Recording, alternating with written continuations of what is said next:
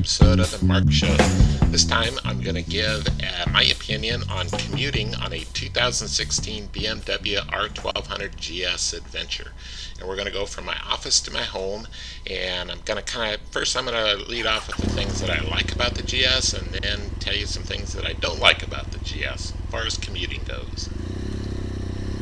So you may have noticed I just turned off the heated grips, and that's one of the things that I like as far as commuting to work more than from work. It's surprising. I've never had a bike with heated grips before, and it's surprising how much it just takes the kind of the bite off the cold in the morning. It's not something that I ever thought that I would enjoy, but I actually enjoy the heated grips a lot. And of course, one of the main things that's cool about the GS as far as commuting goes is just the looks of it. I mean, it's a cool bike to park in the parking lot at the office. I mean, it's nobody's going to mistake it for a dorky scooter. I mean, it's definitely a cool bike. Another nice thing is the bike is fairly quiet on startup in the mornings. I will leave for work between 6:30 and 7 most days, and I've had other bikes in the past that I worry a little bit as far as waking up my neighbors as I leave.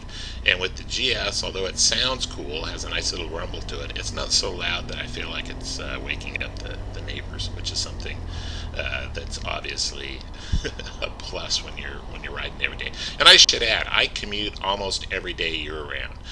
If the ground is frozen, I don't ride to work. But other than that, I commute almost every day. I'll drive my car maybe once every 2 or 3 weeks.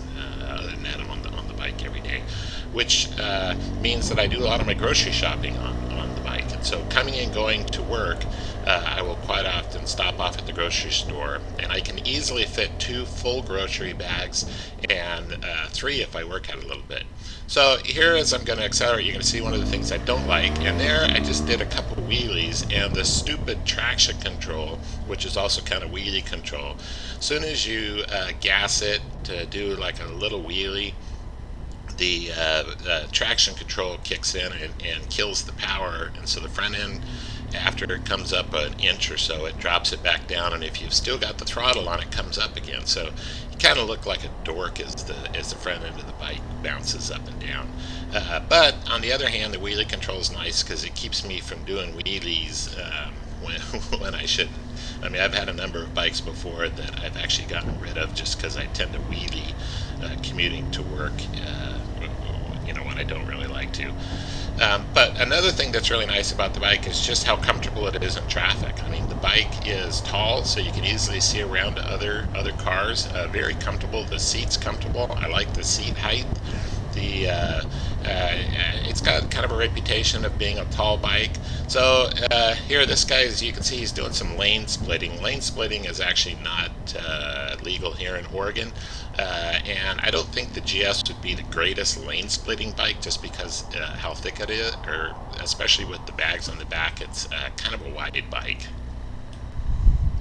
Another thing I really like about commuting on the GS is the rain protection. It keeps your feet pretty dry. I've had a number of bikes that spray water up on your feet as you're commuting, and the GS actually protects your feet, kind of like the Goldwing that I used to have. KLR is actually the worst bike I ever commuted in as far as spraying water up on your feet. So the water protection is really nice. The other thing that's nice is the auto shift. Listen here as it downshifts. So you can hear the auto shift blip the throttle as it downshifts, and it's just kind of a neat feature. It makes commuting a little bit easier because you don't have to worry quite so much about shifting as you're riding the bike. So here, if you listen, you'll hear some upshifts and then some downshifts.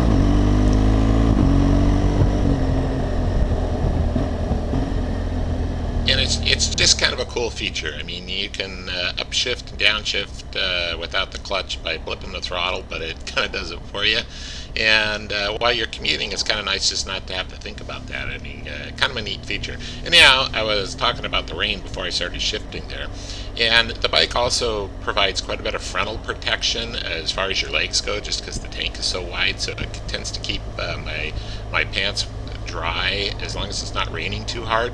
And then the windscreen can also be cranked up and down, which is nice because if it starts to rain, I can crank it up, and then if I want to, see up in front of me, I got rain on the windscreen, I can crank it down. I mean, it's just, I really love the adjustable windscreen as far as riding in the rain goes. And then I have the Adventure, so I've got the very large gas tank, which is really nice for commuting because I can buy gas like every other week, maybe even every 3 weeks if I'm not doing any additional riding. So I love the big gas tank as far as the bike being a commuter goes. So now for my list of dislikes, things I don't like about it. One of the things I don't like it is one of the things I listed as liking, which is the stupid wheelie control. So here we go with some more stupid wheelies.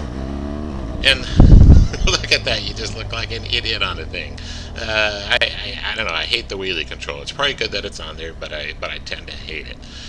The top of my list of complaints, though, is that the GPS does not have a built-in radio.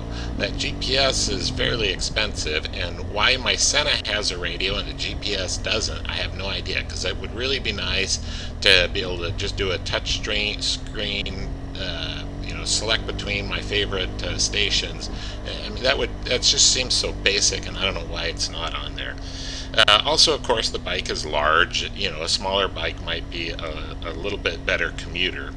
And the bike also doesn't get the best mileage. I tend to average about 40 miles per gallon, and if I'm really just commuting, it might be nice to have something where I get a little bit better mileage than 40, although it's a lot better than a car, but it's still not the best mileage. And while I'm nitpicking, the speedometer is just way too small. I cannot see the speedometer. You see I've got the speed displayed on the GPS there, but the numbers on the speedometer are just too small for my tired old eyes. And then my shoelaces are always getting caught on the foot pegs, which just drives me crazy.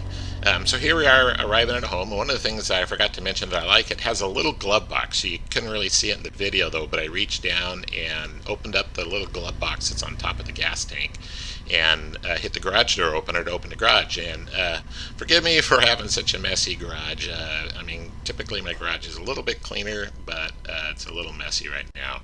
So anyhow, those are my likes and dislikes on the GS. I've had it now for about 6 months, put not quite 5,000 miles on it, and been real happy with it. So anyhow, thanks for watching.